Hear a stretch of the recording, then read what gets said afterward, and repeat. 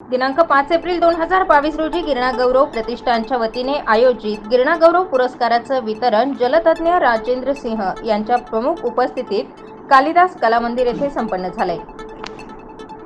अखिल भारतीय मराठी साहित्य संमेलन यशस्वी केल्याबद्दल पालकमंत्री छगन भुजबळ तसेच गुन्हे उघड करणारे नाशिक पोलीस अधीक्षक सचिन पाटील यांना जलतज्ञ राजेंद्र सिंह यांच्या शुभ हस्ते विशेष पुरस्काराने सन्मानित करण्यात आले। त्याचबरोबर ज्येष्ठ साहित्यिक वसंत आबाजी डहाके, हर्षवर्धन सदगीर, डॉक्टर जगन्नाथ दीक्षित, अभिनेत्री निशिगंधा वाड, कवी प्रशांत मोरे, गंगा पगार, रेखा महाजन, बिंदू शर्मा, डॉक्टर राजन पाटील, डॉक्टर राजेंद्र भारूड, भास्कर पेरे पाटील यांच्यासह अन्य मान्यवरांचा त्यांच्या उपस्थितीत तसेच अनुपस्थितीत गौरवण्यात आले।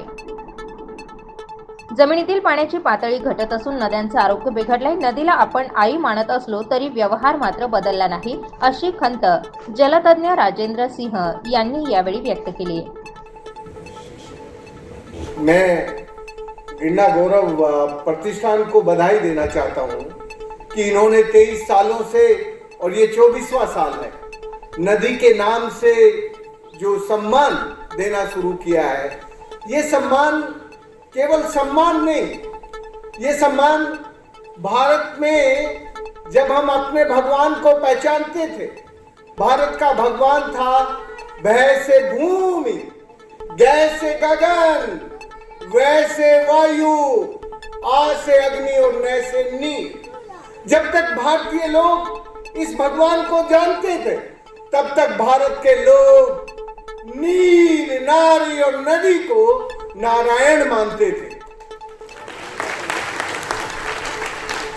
नीर, नारी और नदी को नारायण मानने वाला भारत अपनी नदियों को मां कहता था।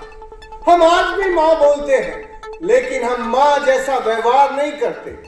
आज हमारी गोदावरी आईसीयू में भर्ती है, गिरना भी बीमार है, लेकिन हम यदि सच्चे मां मानते हैं नदियों को, तो मां जब बीमार होती है तो हम कैसे भी नालायक बेटे हों, कितनी भी नालायक बेटियां हों, लेकिन अपनी मां का अच्छे से इलाज करती और बेस्ट डॉक्टर ढूंढती हैं। आज हमारी मां की बीमारी है हृदय रोग की, कार्डियक डिजीज है, हमारी नदियों में फ्लो की क्राइसिस है, इन्वायरमेंटल फ्लो नहीं है, इकोलॉजिकल फ्लो नहीं है, लेकिन इलाज करा रहे हैं दांतों के डॉक्टर से। बीमारी है हृदय रोग की और इलाज कौन कर रहा है? दांतों का डॉक्टर। इसलिए भारत की नदियों पर हजारों करोड़, लाखों करोड़ खर्च हो रहा है, पर नदियों का स्वास्थ्य ठीक नहीं हो रहा। मुझे याद आया, आज मैंने याद भी दिलाया कि आपके साथ नासिक में जब पिछली बार मिले थे 2 साल पहले, तो आपने खुद ने कहा था कि भाई ये जो स्मार्ट सिटी है, ये केवल नदियों के घाट बना के नदियों की, गोदावरी की जमीन पर कब्जा क्यों कर रहे हो? वो तो नदी की जमीन है। नदी की जमीन नदी के लिए होती है, नदी की जमीन नदी के फ्लो के लिए होती है। नदी की जमीन पर नदी का ही अधिकार होता है। नदीच्या नावाने दिला जाणारा हा सन्मान त्या नदीचाही सन्मान आहे। असा सन्मान गोदावरीचा देखील हवा, यासाठी तिला स्वच्छ व सुंदर ठेवणं आपली जबाबदारी आहे, असं पालकमंत्री म्हणाले। नावाने एक प्रतिष्ठान उभं राहत आहे आणि सातत्यानं 23 वर्ष ते आपला कार्यक्रम लोकांसमोर सादर करतायत, ही अतिशय आनंदाची गोष्ट आहे, अभिमानाची गोष्ट आहे।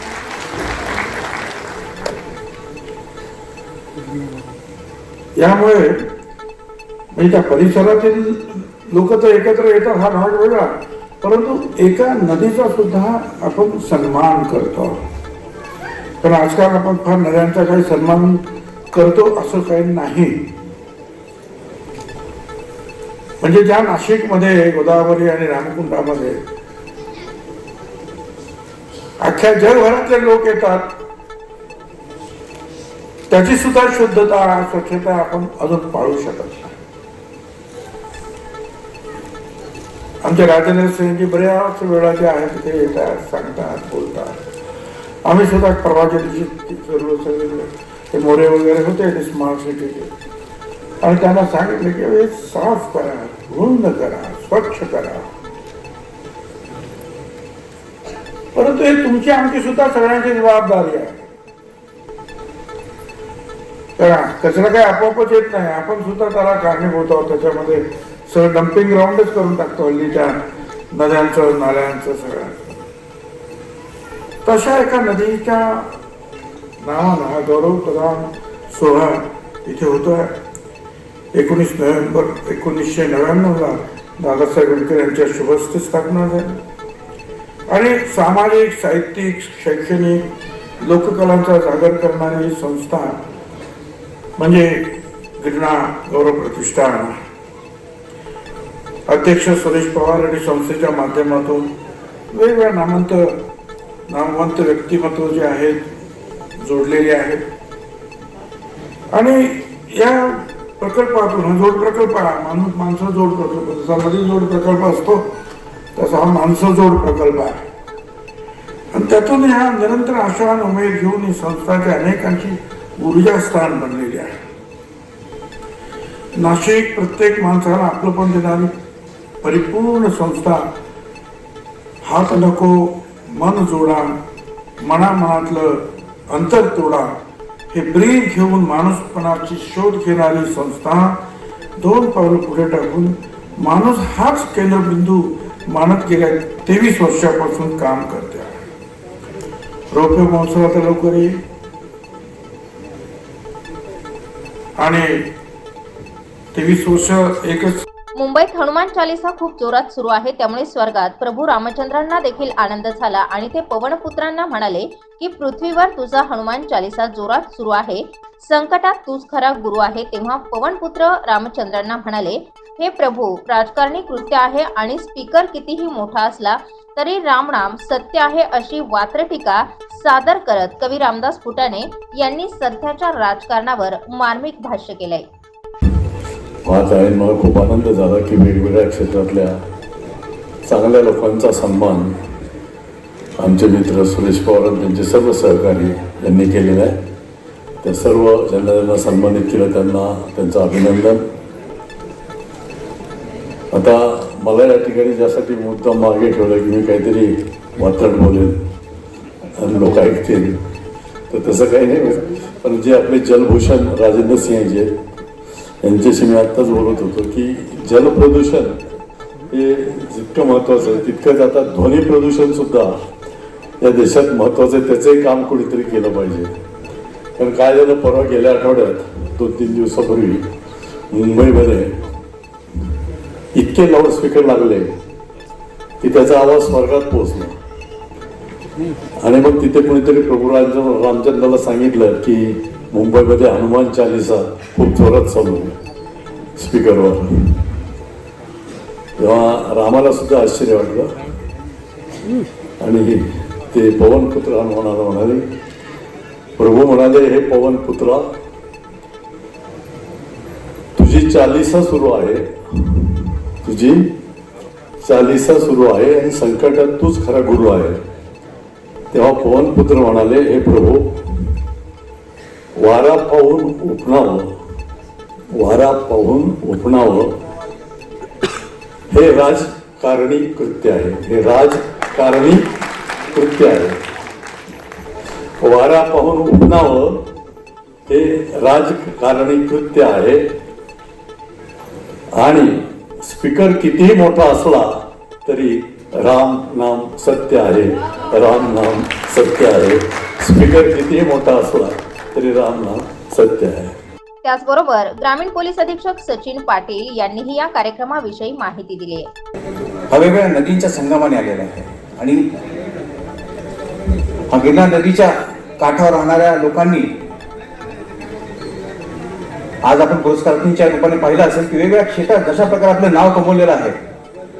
निश्चितपणे या नदीने पिढ्या घडवल्या आणि ते घडवतील.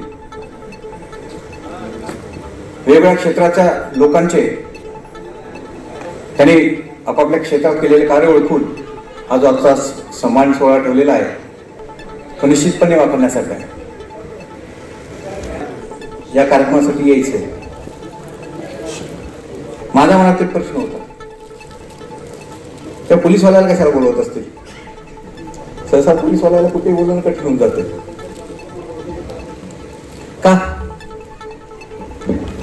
पोलीस आणि सर्वसामान्य लोक यांच्यातली दरी जी आहे ती अजूनही तेवढीच मोठी आहे. माझा आजा सांगायचा वडिलांना की 3 टेकांच्या पायऱ्या कधी चढू नकोस. पहिली पोलीस स्टेशनची, दुसरी कोर्टाची, तिसरी हॉस्पिटलची. कालांतराने पोलिसात नोकरी मिळाली, त्या पायऱ्या दररोज चढण्याचा योग आला. ते का सांगायचे तर इंग्रजांच्या काळात पोलीस यंत्रणा जी असायची एक वैशिष्ट्य पूर्ण हेतूने वापरले जायचे. त्यामुळे लोकांकडे त्यांचा बघण्याचा दृष्टिकोन वेगळा असायचा. कालांतराने आपलं स्वातंत्र्य मिळालं, पोलीस व्यवस्था बदलली, परंतु अजूनही ते भीतीचं वातावरण तसंच आहे. याच्यासाठी निश्चितपणे पोलिसांनी 2 पावलं पुढे येणं, त्याचबरोबर सर्वसामान्य लोकांनी 2 पावलं पुढे येणं गरजेचं आहे. आता पोलिसाची नोकरी म्हटलं तर एक मला किस्सा आठवला. ज्यावेळेला नोकरीत लागलो होतो, मी UPSCचा निकाल लागला होता. त्याच वेळेला थोडंफार समजत होतं की बाबा पोलीस सर्व्हिसमध्ये जाईल म्हणून. आता आमच्या कुटुंबात ह्याच्या पूर्वी कधी पोलीस झाला नव्हतं, माहीत पण नव्हतं काय असते. फक्त हेच माहित होतं लहानपणापासून भीती पोलीस झाला. तर आता म्हटलं नोकरी जायचं माहित नाही, याच्याबद्दल काय कोणाला विचारावं. तर आमच्या गावात नुकतेच एक 4-5 महिन्यापूर्वी पोलीस दलातून रिटायर झालेले काका होते. म्हटलं त्यांना जाऊन विचारू.